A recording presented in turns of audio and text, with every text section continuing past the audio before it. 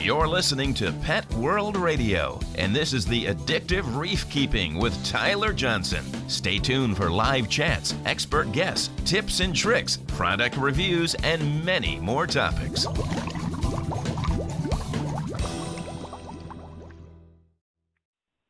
Hi, and welcome to Addictive Reef Keeping. I'm your host, Tyler Johnson, and tonight's show's on tips and tricks for preparing your tank for the holidays.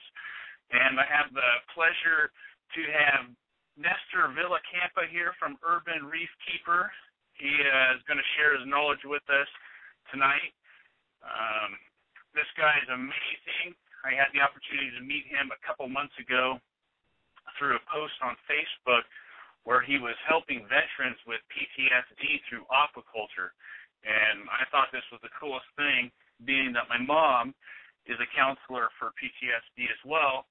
And it's just something that I thought was crazy. It's something that I could even do down here in Oregon. So I got to know him through that. I did a quick little video for him and helped him get some votes for this opportunity to get a Chase Bank grant.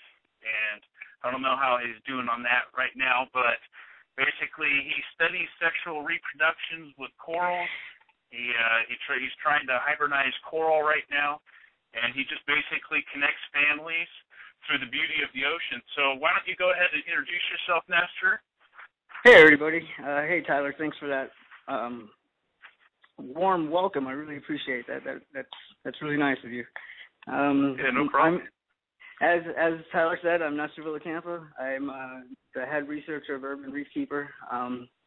Basically, what we do at Urban Reef Keeper is we study coral reproduction and spawning, and we grow corals in-house, of course. And as a result of the corals growing, we sell that off to the aquarium trade, both through our online sources and wholesale.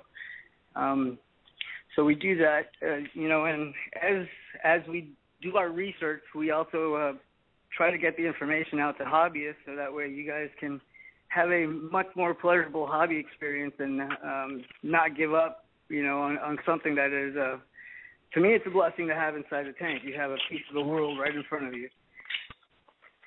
As far as me, my experience in this, I've pretty much been doing this since I was 12 years old.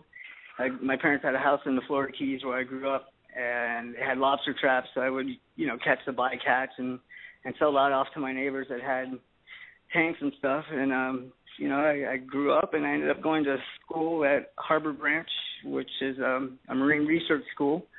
That's where all the big submarines come out of to go to their deep sea dives for research. I went to school for marine aquaculture, and I graduated, and that's what I'm doing. I'm trying to pass on the good knowledge I have to everybody else. Like I said, to make this more enjoyable and to encourage people to continue on the hobby and not discourage them away from the hobby. Well, that's great, Nestor. I've seen some of the things that he posts and some of the things that we've chatted back and forth. This guy has a true passion, guys, and it's something that you don't see every day.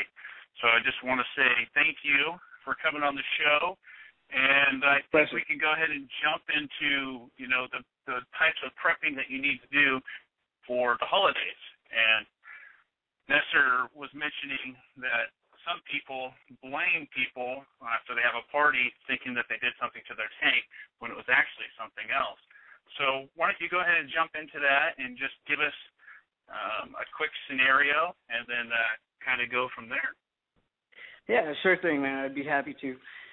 Like I was explaining to Tyler, the holidays, we want to bring people over. We want to have people get together, and our tanks are one of the most common places that everybody hangs out and takes a look at, and just enjoys it, and it inspires people and brings people together. But at the same time, once that party's over and you're done cleaning up, you wake up the next day and you look at your tank. I don't care if you have freshwater or saltwater. It happens to both arenas. Everything in your tank is dead. And, as humans, we naturally start to think, well, who did this to me? How can this happen? Well, 99% of the time, it wasn't sabotage that happened. It was something even worse than that. It's called carbon dioxide. It throws off the water chemistry in the tank. It lowers your alkalinity. It lowers your their calcium levels. Well, it doesn't actually lower it, but it throws the readings off, and it doesn't allow them to bind together. Also, carbon dioxide, as we know, is in high amounts of the poisonous gas, and it's poisonous to your corals and your fish. And just the alkalinity drop alone because of carbon dioxide is enough to kill almost everything in your tank. So that being said, this is most commonly occurs the next day after a party, because let's say you have 50 people over your house, and that's a lot of carbon dioxide. On an average, an adult human being expels carbon dioxide at about 5.5 pounds per day, which comes out to about 1,963 pounds per year of carbon dioxide. Now, that being said, let's say you have 20 people standing in your living room around where the tank is at. You're looking at 100 pounds of carbon dioxide just released into your house at one time. That will severely affect the pH in your tank. It'll drop the pH in your tank overnight. That pH drop, you'll be hard pressed to find anything that survives. You'll find dead fish. You'll find dead corals. And the first thing people want to say is, "Oh, it was copper. Somebody dropped copper in my systems." Well, even though the effects were quite similar, it wasn't copper. It was carbon dioxide. There are many different ways to combat this, and it's pretty simple things to do. So as you're approaching the holidays, knowing that you're not going to be in front of the tank that much because you're shopping and going to parties,